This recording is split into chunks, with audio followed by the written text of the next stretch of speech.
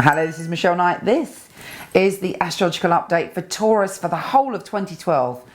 Now, 2012 is a year that we've all been waiting for, whether you know it or not. This is the year of our spiritual enlightenment and the beginning of the evolution of all our souls.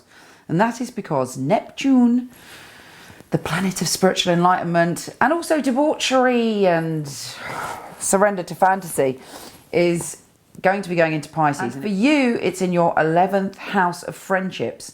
So your profound soul message and soul evolution is partially based on your friendships. Not just the friends that come into your life, although do expect some extraordinary and unusual people to come into your life this year and beyond. People that you meet and it's like fated, it's like you've known them all your life. People who come in and they're friends and they literally change the course of direction in your life.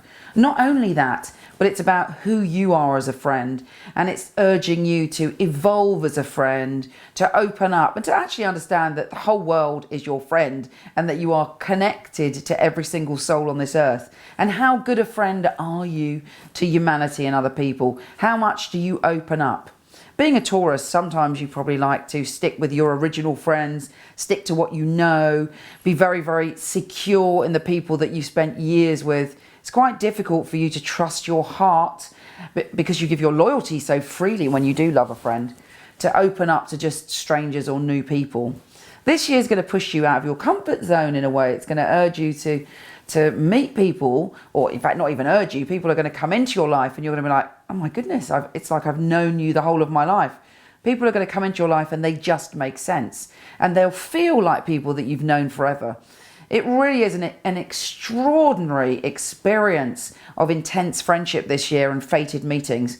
And a part of you is going to love that. But the rest of the year, or within this year, you're wrestling in a way between the familiar and the new, between loyalty to people that you know and questioning some of the people you know.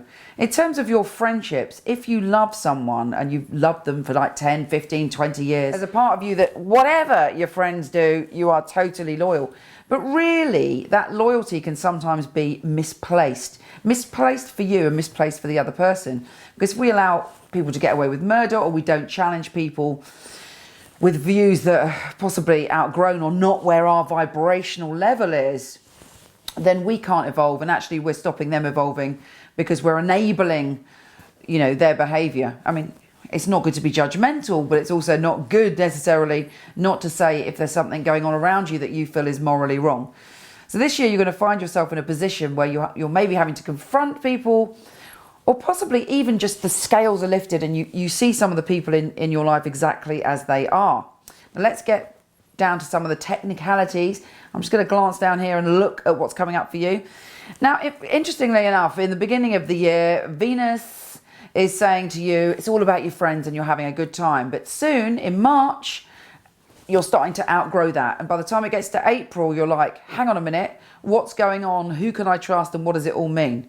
Now, it's interesting because possibly people haven't changed. There's nothing that people are doing that are any different, but something in you is shifting. It's almost as if you go through a rapid speeding up process and an awakening in yourself, that you see situations around you that are different.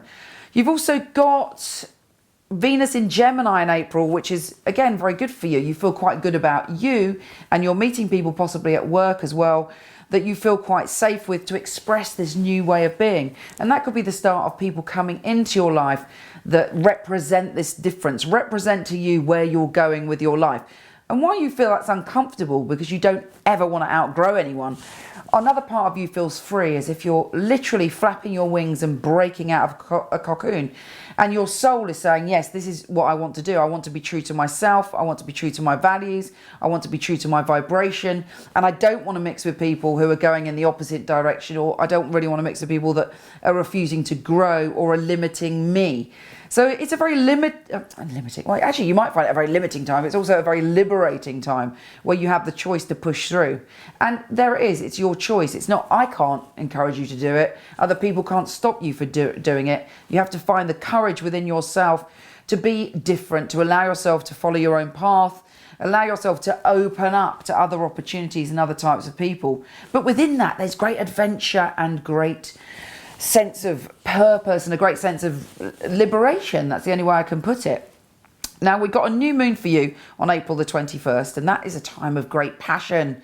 It could be that you meet someone new. It could be that if you're in a relationship, suddenly you feel as if it's moving on. Suddenly it's going in the right direction, and you feel liberated within your heart to be able to express the kind of lover you are, not just the kind of friend you are. And at the end of the year, there's a full moon which enables you to go within and go deep within and look back at this year and go, my goodness, I've gone through some profound changes. I've allowed myself to rebel, not against society or other people, although there could be some of that, but you've been able to rebel against yourself about your limiting views, your limited views, your inability to express your freedom of spirit. So really, this is an unleashing of your soul 2012.